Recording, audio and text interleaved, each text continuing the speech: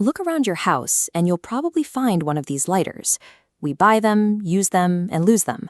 Most of us treat these objects as essentially worthless, but that perception ignores the reality. This is a miniaturized, pressurized, combustible gas explosion device.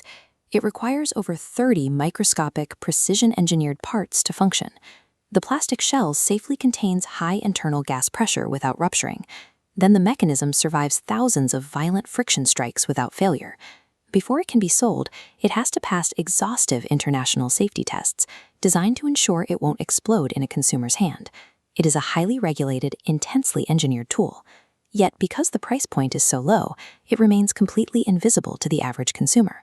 The entire life cycle of this object is anchored by a single mathematical constraint: 15 cents.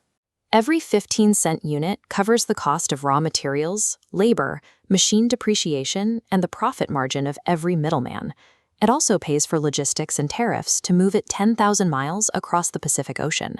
To put that in perspective, a hardware engineer in the West would struggle to buy this single internal middle spring for that total retail price. Standard manufacturing logic suggests this product shouldn't exist at this price. To find out why it does, we have to look past the hardware and at the town where they are made. The source of this economic anomaly is a city in China's Hunan province called Sha Dong. Factories in this single region manufacture 10 billion lighters every year.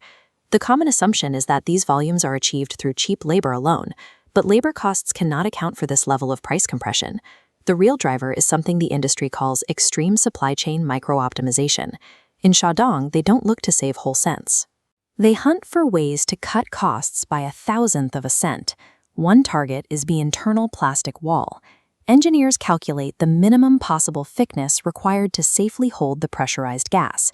Shaving a fraction of a millimeter off that wall saves a tiny fraction of a penny in raw material per unit. They also look at logistics. Recently, factories altered the specific geometry of the lighter's base. That adjustment allowed them to pack exactly 100,000 extra units into a single standard shipping container. These changes are invisible to the consumer, but when multiplied by 10 billion units, these tiny fractions of a single cent create a pricing advantage that is virtually impossible for others to match. Most hardware and tech companies operate with specific financial expectations. For companies like Apple or Tesla, a 15% profit margin is often seen as the baseline for a sustainable product. In Sha Dong, they have achieved global dominance by building a business on a profit margin of less than 1 single cent per unit. By voluntarily operating on these razor-thin margins, they have created an economic moat. For a company with standard corporate overhead, competing with this 15-cent price point while remaining profitable is mathematically impossible. This strategy is more than just clever engineering. It is a ruthless survival code for high-volume manufacturing.